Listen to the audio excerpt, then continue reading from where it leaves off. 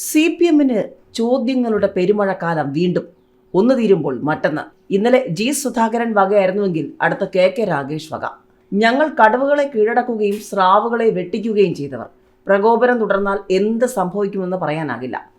ധീരജിനെ കുത്തിയ കത്തിയുമായി യൂത്ത് കോൺഗ്രസുകാർ വന്നാൽ പുഷ്പചക്രം ഒരുക്കി വയ്ക്കുമെന്ന CPM ജില്ലാ സെക്രട്ടറി KK രാഗേഷിന്റെ പ്രസ്താവന വലിയ ചർച്ചയായിരിക്കുകയാണ്. ഇതിനിടയിലാണ് തപാൽ വോട്ടുകൾ തിരുത്തിയെന്ന വെളിപ്പെടുത്തൽ ജി സുധാകരനെതിരെ ബൂത്തുപിടുത്തം ഉൾപ്പെടെ കുറ്റങ്ങൾ ചുമത്തിയേക്കുമെന്നുള്ള റിപ്പോർട്ട്.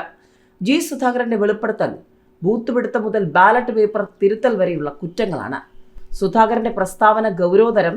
ഇന്ത്യ സഖ്യം വോട്ടിംഗ് മെഷീനെ എതിർക്കുന്നത് എന്തുകൊണ്ടെന്ന് ജനങ്ങൾക്ക് ഇപ്പോൾ മനസ്സിലായെന്ന K. സുരേന്ദ്രൻ.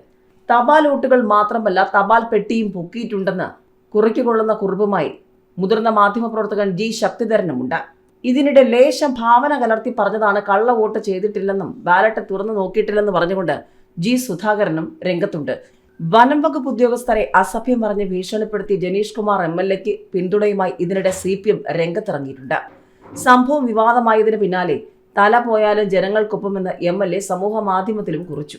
ഏതായാലും MLA-ക്കെതിരെ കേസെടുക്കാതെ പോലീസ് വിമർശനം ഉയരുകയാണ്. വനിതാ അഭിഭാഷകയെ മർദ്ദിച്ച ശേഷം ഒളിവിൽ പോയ അഡ്വക്കേറ്റ് ബെയിലിൻ ദാസ് മുൻപ് CPM സ്ഥാനാർത്ഥി ആയിരുന്നു. ഇയാൾ കോൺഗ്രസുകാരനാണെന്ന് CPM പറയുന്നു. ഏതായാലും ആ വഴിക്കും ചർച്ചകളാണ്. നോക്കുകുത്തിയാവുകയാണ് PSC. പിൻവാതിൽ നിയമനങ്ങൾ സ്ഥിരപ്പെടുത്തി നൽകാൻ CPM-ന്റെ നീക്കം. ചുക്കാൻ പിടിച്ച ഇടത് സംഘടനകൾ. പല വഴിക്കും CPM-ന് ചോദ്യങ്ങളാണ്. അവിടെ കൊണ്ട് തീരുന്നേയില്ല CPM-നുള്ള ചോദ്യങ്ങൾ. ഇന്ത്യക്കെതിരെ ഡ്രോൺ ആക്രമണം നടത്തിയ തുർക്കിക്ക് പിണറായി സർക്കാർ 10 കോടി നൽകിയത് എന്തിനാ എന്ന ചോദ്യവുമായി സോഷ്യൽ മീഡിയയും ഇപ്പോൾ സജീവമായി രംഗത്തുണ്ട്. ധീരജിനെ കുത്തിയ കത്തിയുമായി യൂത്ത് കോൺഗ്രസുകാർ വന്നാൽ പുഷ്പചക്രം ഒരുക്കി വെക്കുമെന്നാണ് CPM ജില്ലാ സെക്രട്ടറി KK രാഗേഷ് പറയുന്നത്. മലപ്പട്ടത്ത് യൂത്ത് കോൺഗ്രസ് CPM പ്രവർത്തകർ തമ്മിലുണ്ടായ സംഘർഷത്തിൽ പ്രതിഷേധിച്ച് CPM നടത്തിയ പ്രതിഷേധ യോഗം ഉദ്ഘാടനം ചെയ്യുകയായിരുന്നു രാഗേഷ്. എന്നാൽ പുഷ്പചക്രം ഒരുക്കി വെക്കുമെന്ന് പറഞ്ഞതിൽ പേടിക്കേണ്ടതില്ലെന്നും CPM അതിനൊന്നും നിൽക്കില്ലെന്നും രാഗേഷ് പിന്നീട് തിരുത്തി. കടവുകളെ കീഴടക്കുകയും സ്രാവുകളെ വെട്ടിക്കുകയും ചെയ്തവരാണ് CPM-കാർ. മൂട്ടയെപ്പോലെ ചൊറിയാൻ മലപ്പട്ടത്ത് വരരുത്. മൂട്ടയെ ശരിപ്പെടുത്താൻ ആരും കൊടുവാൾ എടുക്കില്ല. മൂട്ടകളുടെ പണിയാണ് രാഹുൽ മാങ്കൂട്ടത്തിൽ ചെയ്യുന്നതെന്നും ഞങ്ങൾക്കതിന് സമയമില്ലെന്നും പാർട്ടി ഗ്രാമങ്ങളുണ്ടായത് വെറുതെയല്ലെന്നും ജീവൻ നൽകി നടത്തിയ പോരാട്ടങ്ങളുടെ ഫലമാണെന്നും CPM ഓഫീസ് ആക്രമിച്ചിട്ട് തിരിച്ചു പോയിട്ടുണ്ടെങ്കിൽ അത് ഔദാര്യമാണെന്ന് കണക്കുകൂട്ടിയാൽ മതി. സംസ്ഥാന സർക്കാരിന്റെ 4ാം വാർഷികത്തിന്റെ ഭാഗമായി സ്ഥാപിച്ച ബോർഡ് നശിപ്പിച്ചതുമായി ബന്ധപ്പെട്ടാണ് പ്രശ്നം ഉടലെടുത്തതെന്നാണ് രാഗേഷ് പറഞ്ഞത്. ധീരജിനെ കൊന്ന കത്തി ഇനിയും ഉപയോഗിക്കേണ്ടി വരുമെന്ന് പറയുന്നത് എത്ര വലിയ പ്രകോപനമാണ്. എന്നിട്ടും മലപ്പട്ടത്തെ ജനം സംയമനത്തോടെ നിന്നു. ഞങ്ങൾ ഒരു പ്രകോപനത്തിനുമില്ല. നിങ്ങൾ പ്രകോപനം ഉണ്ടാക്കിയാൽ ഞങ്ങൾ ഇതുപോലെ പ്രതിഷേധം സംഘടിപ്പിച്ച് പ്രസംഗിക്കും. വീണ്ടും പ്രകോപിപ്പിച്ചാൽ കുറച്ചുകൂടി ശക്തമായി പ്രസംഗിക്കും. പ്രകോപനം തുടർന്നാൽ എന്താണ് സംഭവിക്കുക എന്ന് പറയാൻ സാധിക്കില്ലെന്നും രാഗേഷ് പറഞ്ഞു.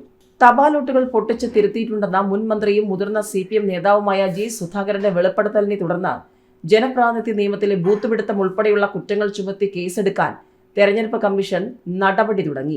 ജില്ലാ തെരഞ്ഞെടുപ്പ് ഓഫീസറായ കളക്ടർക്ക് കമ്മീഷൻ നിർദ്ദേശം നൽകി. അമ്പലപ്പുഴ തഹസീൽദാർ സുധാകരന്റെ വീട്ടിലെത്തി മൊഴിയെടുത്തു. കേസെടുക്കാൻ ജില്ലാ പോലീസ് മേധാവിയോട് നിർദ്ദേശിച്ചിട്ടുണ്ടെന്ന് കളക്ടർ അലക്സ് വർഗീസ് അറിയിച്ചു. 36 വർഷം മുൻപത്തെ സംഭവമായതിനാൽ വിശദമായ അന്വേഷണം വേണ്ടിവരുമെന്നും കളക്ടർ പറഞ്ഞു. നിയമോപദേശം തേടിയിട്ടുണ്ടെന്ന് ജില്ലാ പോലീസ് മേധാവി MP മോഹനചന്ദ്രൻ അറിയിച്ചു. കേസ് നടപടികൾ പുരോഗമിക്കുന്നതിനിടെ ഇന്നലെ വൈകിട്ട് സുധാകരൻ വെളിപ്പെടുത്തൽ അപ്പാടെ നിഷേധിച്ചു. അങ്ങനെയൊരു സംഭവം ഉണ്ടായിട്ടില്ലെന്നും താൻ തപാൽ ബാലറ്റ് തുറന്നു നോക്കിയിട്ടില്ലെന്നും ചേർത്തല കടക്കരപ്പള്ളിയിൽ CPI സംഘടിപ്പിച്ച പരിപാടിയിൽ സുധാകരൻ പറഞ്ഞു. ലേശം ഭാവന കലർത്തി പറഞ്ഞത് മാധ്യമങ്ങൾ വലിയ വാർത്തയാക്കിയതാണെന്നും പറഞ്ഞു. 1989 ലോക്സഭാ തെരഞ്ഞെടുപ്പിൽ ആലപ്പുഴയിലെ CPM സ്ഥാനാർത്ഥിക്ക് വേണ്ടി തപാൽ വോട്ടുകൾ പൊട്ടിച്ചു തിരുത്തിയെന്നായിരുന്നു ബുധനാഴ്ച സുധാകരൻ പ്രസംഗിച്ചത്. അമ്പലപ്പുഴ തഹസീൽദാർക്ക് നൽകിയ മൊഴിയിലും വിവാദ പരാമർശം സുധാകരൻ തിരുത്തി. ബാലറ്റ് തിരുത്തൽ നടത്തിയെന്ന് പറഞ്ഞിട്ടില്ലെന്നാണ് മൊഴി നൽകിയത്. അതേസമയം വിവാദ പ്രസംഗത്തിന്റെ വീഡിയോ തെളിവായി നൽകുന്നതിനാൽ തെരഞ്ഞെടുപ്പ് കമ്മീഷന്റെ നടപടി തുടരുമെന്നാണ് സൂചന. വീഡിയോ പരിശോധിച്ചു തുടങ്ങിയെന്ന് കളക്ടർ അലക്സ് വർഗീസ് പറഞ്ഞു. സുധാകരനെതിരെ കേസെടുക്കണമെന്നാവശ്യപ്പെട്ട BJP മുല്ലക്കൽ മണ്ഡലം കമ്മിറ്റി സൗത്ത് പോലീസ് സ്റ്റേഷനിൽ പരാതി നൽകി. മുൻ മന്ത്രി ജി സുധാകരന്റെ വെളിപ്പെടുത്തലിലൂടെ പുറത്തുവന്നത് 1951 ജനപ്രാതിനിധ്യ നിയമത്തിലെ 4 വകുപ്പുകൾ പ്രകാരമുള്ള കുറ്റാരോപണങ്ങളാണെന്ന് തെരഞ്ഞെടുപ്പ് കമ്മീഷന്റെ വിലയിരുത്തൽ. സുധാകരന്റേത് ഗുരുതര നിയമലംഘനമാണെന്ന് മുഖ്യ തെരഞ്ഞെടുപ്പ് officer doctor Rathan U Khelkar പറഞ്ഞു. ബൂത്തുപിടുത്തം മുതൽ ബാലറ്റ് പേപ്പർ തിരുത്തൽ വരെയുള്ള കുറ്റങ്ങളായിരിക്കും. പോസ്റ്റൽ വോട്ടുകൾ തിരുത്തി ഇടതുപക്ഷം തെരഞ്ഞെടുപ്പിൽ കൃത്രിമം കാണിച്ചിട്ടുണ്ടെന്ന മുതിർന്ന CPM നേതാവ് ജി സുധാകരന്റെ പ്രസ്താവന ഗൗരവതരമാണെന്ന് സംസ്ഥാന BJP മുൻ അധ്യക്ഷൻ K. സുരേന്ദ്രൻ. ബാലറ്റ് പേപ്പർ ഉണ്ടായിരുന്നപ്പോൾ ഇതുപോലെയുള്ള കൃത്രിമങ്ങൾ കാണിച്ചും കള്ളവോട്ട് ചെയ്തുമാണ് CPM ജയിച്ചതെന്നും കെ സുരേന്ദ്രൻ പറഞ്ഞു. ഇന്ത്യ സഖ്യം EVM-നെ എതിർക്കുന്നത് എന്തിനാണെന്ന് ജനങ്ങൾക്ക് കൃത്യമായി മനസ്സിലായെന്നും ജി സുധാകരന്റെ പ്രസ്താവന തെരഞ്ഞെടുപ്പ് കമ്മീഷൻ ഗൗരവമായി കാണണമെന്നും കെ സുരേന്ദ്രൻ പറഞ്ഞു. ഇതിനിടെ തപാൽ വോട്ടുകൾ മാത്രമല്ല തപാൽ പെട്ടിയും പൊക്കിയിട്ടുണ്ടെന്ന് പറഞ്ഞുകൊണ്ട് ജി ശക്തിധരനും രംഗത്തുണ്ട്. തപാൽ വോട്ടുകൾ പാർട്ടി ഓഫീസിൽ പൊട്ടിച്ച് തിരുത്തിയിട്ടുണ്ടെന്ന CPM നേതാവ് ജി സുധാകരന്റെ വെളിപ്പെടുത്തൽ എന്തോ മഹാകാര്യമായി ഒന്നാം പേജിൽ അച്ചടിച്ചിട്ടുണ്ട്. CPM ജനാധിപത്യത്തെ അട്ടിമറിച്ചു എന്ന് പറയാത്തത് ഭാഗ്യമെന്ന് പറഞ്ഞുകൊണ്ടാണ് ശക്തിധരന്റെ കുറിപ്പ്. മാത്രവുമല്ല മറ്റു ചില രാഷ്ട്രീയ നിരീക്ഷണങ്ങൾ കൂടി ജി ശക്തിധരൻ ഫേസ്ബുക്ക് കുറിപ്പിലൂടെ പങ്കുവച്ചിട്ടുണ്ട്. വനം വകുപ്പ് ഉദ്യോഗസ്ഥരെ അസഭ്യം പറഞ്ഞ് ഭീഷണിപ്പെടുത്തിയ ജനീഷ് കുമാർ MLA-ക്ക് പിന്തുണയുമായി CPM. സംഭവം വിവാദമായതിനു പിന്നാലെ തല പോയാലും ജനങ്ങൾക്കൊപ്പമെന്നാണ് MLA സമൂഹ മാധ്യമത്തിൽ കുറിച്ചത്.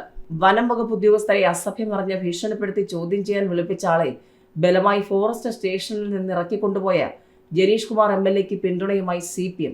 MLA-ക്കെതിരെ വനം വകുപ്പ് ഉദ്യോഗസ്ഥർ പരാതി നൽകിയിട്ടും കേസെടുക്കാതെ പോലീസ്. ചോദ്യം ചെയ്യാൻ വിളിപ്പിച്ചയാളെ ബലമായി മോചിപ്പിച്ചതിനും ഉദ്യോഗസ്ഥരെ അസഭ്യം പറഞ്ഞതിനും അടക്കമാണ് കൂടൽ പോലീസിൽ പരാതി നൽകിയത്. നക്സലൈറ്റ് പരാമർശം തള്ളിയെങ്കിലും ജനീഷിന് CPM പിന്തുണ പ്രഖ്യാപിച്ചു. തിരുവനന്തപുരം മഞ്ചൂർ കോടതി പരിസരത്ത് ജൂനിയർ അഭിഭാഷകയെ മർദ്ദിച്ച കേസിലെ പ്രതി അഡ്വക്കേറ്റ് ബെയ്ലിൻ ദാസ് മുൻപ് CPM സ്ഥാനാർത്ഥിയായിരുന്നു. 2015 തദ്ദേശ തെരഞ്ഞെടുപ്പിലെ LDF സ്ഥാനാർത്ഥിയായാണ് ബെയ്ലിൻ ദാസ് മത്സരിച്ചത്. തിരുവനന്തപുരം കോർപ്പറേഷനിലെ പൂന്തുറ വാർഡിൽ നിന്ന് മത്സരിച്ചെങ്കിലും പരാജയപ്പെട്ടു. എന്നാൽ ബെയ്ലിൻ ഇപ്പോൾ പാർട്ടിയുടെ ഭാഗമല്ലെന്നും കോൺഗ്രസിൽ ചേർന്ന് പ്രവർത്തിക്കുകയാണെന്നാണ് CPM-ന്റെ ന്യായം. പിൻവാതിൽ നിയമനങ്ങൾ സ്ഥിരപ്പെടുത്തി നൽകാൻ CPM നീക്കം. വൻ ആസൂത്രണമാണ് ഇതിനായി CPM ഇടത് സർവീസ് സംഘടനകളും കൂടി അണിയറയിൽ നടത്തുന്നത്. കരാർ ജീവനക്കാരെ സ്ഥിരപ്പെടുത്തിയില്ലെങ്കിൽ പ്രത്യക്ഷ സമരത്തിനിറങ്ങുമെന്ന ഇടത് സംഘടനകൾ ആദ്യം ഭീഷണി മുഴക്കുന്നു. പിന്നാലെ പാർട്ടി നിർദ്ദേശപ്രകാരം നടന്ന ഒത്തുതീർപ്പ് ചർച്ചയിൽ കരാർ ജീവനക്കാരെ സ്ഥിരപ്പെടുത്താമെന്ന ധാരണയാകുന്നു. ഇതാണ് തിരക്കഥയുടെ ഏകദേശ രൂപമെന്നാണ് മാധ്യമങ്ങളുടെ വിമർശനം. മെയ് 20-ന് അഖിലേന്ത്യാ തലത്തിൽ നടക്കുന്ന പണിമുടക്കിന്റെ ഭാഗമായാണ് വിചിത്ര ആവശ്യം ഉന്നയിച്ചിരിക്കുന്നത്. പിൻവാതിൽ നിയമനങ്ങൾ സ്ഥിരപ്പെടുത്തി നൽകാനുള്ള സർക്കാർ നീക്കത്തിനെതിരെ സെക്രട്ടേറിയറ്റ് എംപ്ലോയീസ് സംഘ രംഗത്ത് വന്നു. സെക്രട്ടേറിയറ്റ് എംപ്ലോയീസ് അസോസിയേഷന്റെ സമര പ്രഖ്യാപനം സർക്കാർ ജീവനക്കാർക്ക് നാണക്കേടാണെന്ന് സെക്രട്ടേറിയറ്റ് എംപ്ലോയീസ് സംഘം ചൂണ്ടിക്കാട്ടി. ഇന്ത്യ-പാക് യുദ്ധത്തിൽ ഇന്ത്യക്കെതിരായ തുർക്കി നീക്കം നടത്തിയ പശ്ചാത്തലത്തിൽ പിണറായി സർക്കാർ തുർക്കി സർക്കാരിന് നൽകിയ വൻ ദുരിതാശ്വാസ തുക ചർച്ചാ വിഷയമാവുകയാണ്. 2023 ഫെബ്രുവരി 6-ന് നടന്ന ഭൂകമ്പത്തിൽ തുർക്കിയിൽ കൊല്ലപ്പെട്ടത് 55,000 പേരാണ്. ഭൂകമ്പം സംഭവിച്ച 2023-ലെടുത്ത തീരുമാനത്തെ ചോദ്യം ചെയ്യാൻ കഴിയില്ലെങ്കിലും പുതിയ സംഭവവികാസങ്ങളുടെ വെളിച്ചത്തിലാണ് സോഷ്യൽ മീഡിയ പഴയ സംഭവങ്ങൾ കുത്തിപ്പൊക്കി രംഗത്തുവന്ന് ചോദ്യമുയർത്തുന്നത്. ഈ ഭൂകമ്പത്തിൽ കേന്ദ്ര സർക്കാരിനേക്കാൾ ദുഃഖവും കരുതലും പിണറായി സർക്കാരിനായിരുന്നു. മറ്റു പല രാജ്യങ്ങളിലും നടന്ന പ്രകൃതി ദുരന്തത്തിൽ അനങ്ങാത്ത കേരളത്തിലെ ഇടത് സർക്കാർ തുർക്കിക്ക് ദുരിതാശ്വാസമായി നൽകിയത് 10 കോടി രൂപയാണ്. ആരാണ് ഇത്രയും തുക തുർക്കിക്ക് നൽകാൻ പിണറായി സർക്കാരിനെ പ്രേരിപ്പിച്ചത് എന്നാണ് സോഷ്യൽ മീഡിയയുടെ ചോദ്യം. കേരളത്തിൽ വയനാട്ടിൽ നടന്ന പ്രകൃതി ദുരന്തത്തിൽ കേന്ദ്ര സർക്കാർ നൽകിയ ദുരിതാശ്വാസ തുക ചെലവഴിക്കാൻ പോലും കേരള സർക്കാരിന് മടിയുണ്ടായിരുന്നു എന്ന വിമർശനം ഈയിടെ ഉയർന്നിരുന്നു. മോദി സർക്കാരും ഭൂകമ്പത്തിൽ തുർക്കിക്ക് മരുന്ന് നൽകി സഹായിച്ചിരുന്നു. പക്ഷേ അതിനേക്കാൾ ആവേശമായിരുന്നു കേരളത്തിലെ ഇടത് സർക്കാരിന് എന്നാണ് പ്രതിപക്ഷത്തിന്റെ വിമർശനം.